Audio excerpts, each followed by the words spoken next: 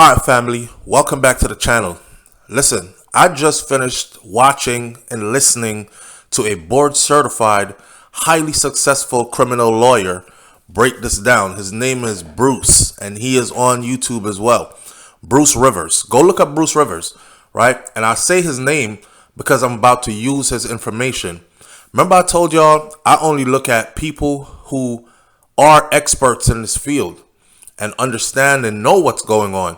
So Bruce was able to pull up the paperwork. Let's put it this way. To me, it looks like YNW Melly is Fukked. Cortlen Henry is Fukked. They just crashed their own case. We were of the impression, let me explain. We know that both of them, Melly and Bortlen, just got hit with witness tampering charges, right? A few days before Melly's trial starts. Melly's trial starts on the 9th, on Monday. Witness jury selection. Here's what's going on. I thought that both of them were hit with the same witness tampering charge, and they were not. This DA, this prosecution, they are not playing around. They're not playing around. Check it. It's two different charges, two different circumstances, two different situations for each one. What this says to me is Cortlen Henry and Melly have decided to, I don't know, work in their best interests or to work their different angles to try to save this case and try to save themselves from going to prison. Let me explain. When Mr. Bruce Rivers just pulled up the paperwork on Melly, let's start out with Melly first. A lot of people are asking in the comment section, we understand Bortlen being hit with witness tampering charges because Bortlen is free. He's out there in a free world. He could be moving around, communicating with people, getting people to do his due. But Melly has been locked up forever. So Melly has no access to the outside world. So how could he be charged with witness tampering charges? Don't y'all see that he's being set up? Well, nah.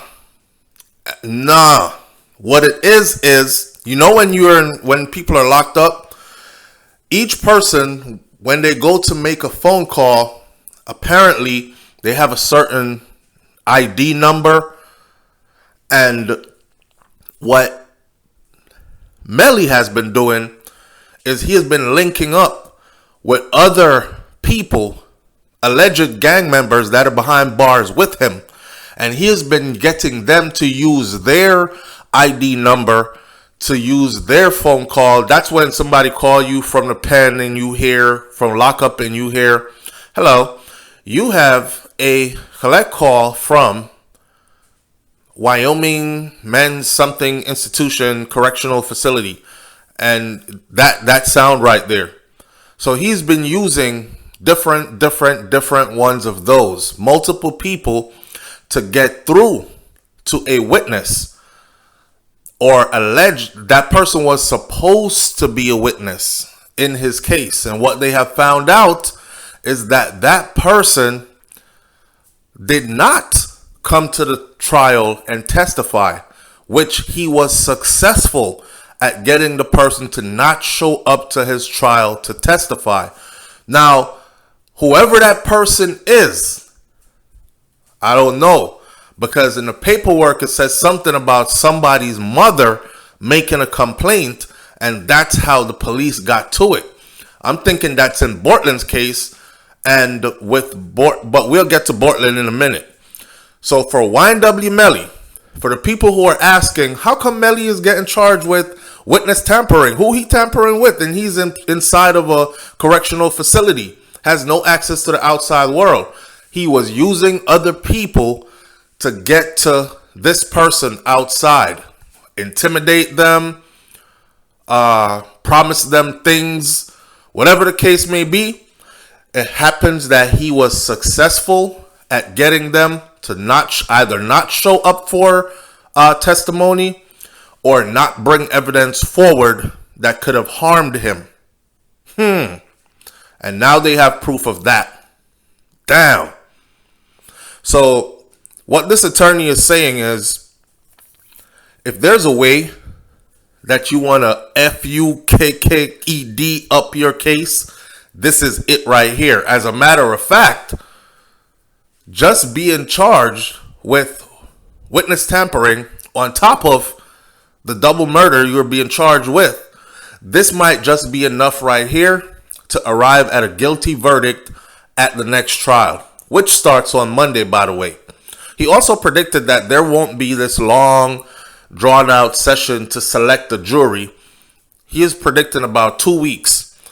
I know before, YNW Melly's attorneys were predicting about a couple of months.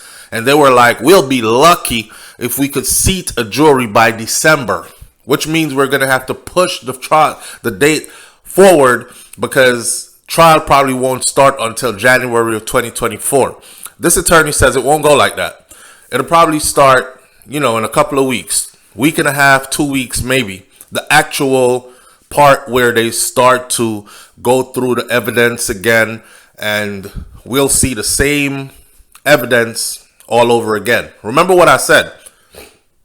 I said in order for the prosecution to actually stick it this time, remember, they ultimately ended up with 9 in favor of guilty and 3 in favor of not guilty. So they were pretty close to proving their case already, right? And the only reason they came up with the 3 is because of one juror who was there, who was belligerent, didn't want to listen to any of the evidence, just came in and said he's innocent and I don't want to hear anything, I don't want to see anything, I'm not changing my mind, and was very powerful at even intimidating some of the other jurors who confessed after that, this person seemed like they wanted to fight us, very aggressive. It almost came to blows kind of situation. So this time around, let's see how it goes with the jury pool. With that said, that is Melly's charge. That's what they have Melly on for, his witness tampering. Bortlen's witness tampering now. Bortlen's witness tampering has to do with exactly what I said it was before, and that is the sentence where he says to Melly's ex-girl, if you had been more loyal, you would be driving a pink BMW by now. Well, he wasn't supposed to. He was released on bond, and part of his conditions of being released on bond was that he made no contact with anybody, witness, potential witnesses, anybody that had anything to do with this case. And he did. He reached out to her, and what it seems like is him saying, work for us, you'll be in a nice pink BMW real soon. Or, along those lines. That is seen also as witness intimidation. So, in he goes.